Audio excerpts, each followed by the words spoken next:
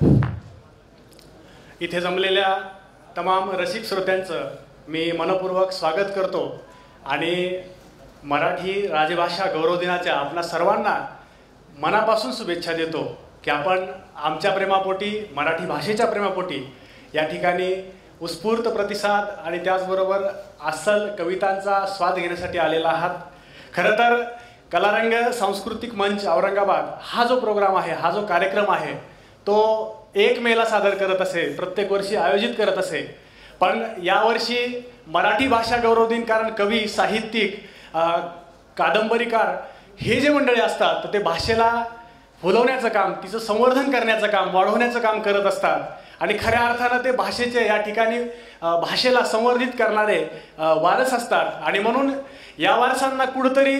प्रगल्भ असं व्यासपीठ मिळावं आणि म्हणून कलारंग सांस्कृतिक मंचाची ही भूमिका राहिलेली आहे की महाराष्ट्रात आमची जी मातृभाषा आहे, जिला आम्ही मायबोली म्हणतो, या मायबोलीला सांभाळण्याचं काम जर ही कलाकार मंडळी करत असतील तर त्यांना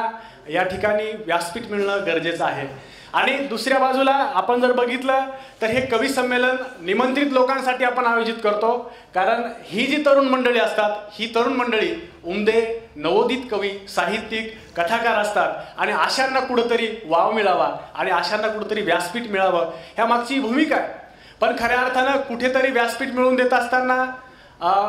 कार्यक्रम करत असताना किंवा एखादा सोहळा आयोजित करत असताना हा काही सहजासहजी आपण फक्त विचारानं त्या विचाराचे आहोत, आपलं फक्त प्रेम त्या भाषेवर आहे म्हणून होत नाही, त्याला अनेक लोकांचे या ठिकाणी सहकार्य लागतं आणि कलारंगची जी टीम आहे त्या टीमचं खऱ्या अर्थानं मी धन्यवाद व्यक्त करतो। अध्यक्ष म्हणून स्टेजवर बसणं हे सोपं असतं, पण खऱ्या अर्थानं हा सगळा खटाटोप करत असताना मागच्या महिनाभरापासून जी टीम आमची तयारीला लागलेली आहे, अहोरात्र प्रयत्न करते आहे, त्यांचे मी मनापासून धन्यवाद व्यक्त।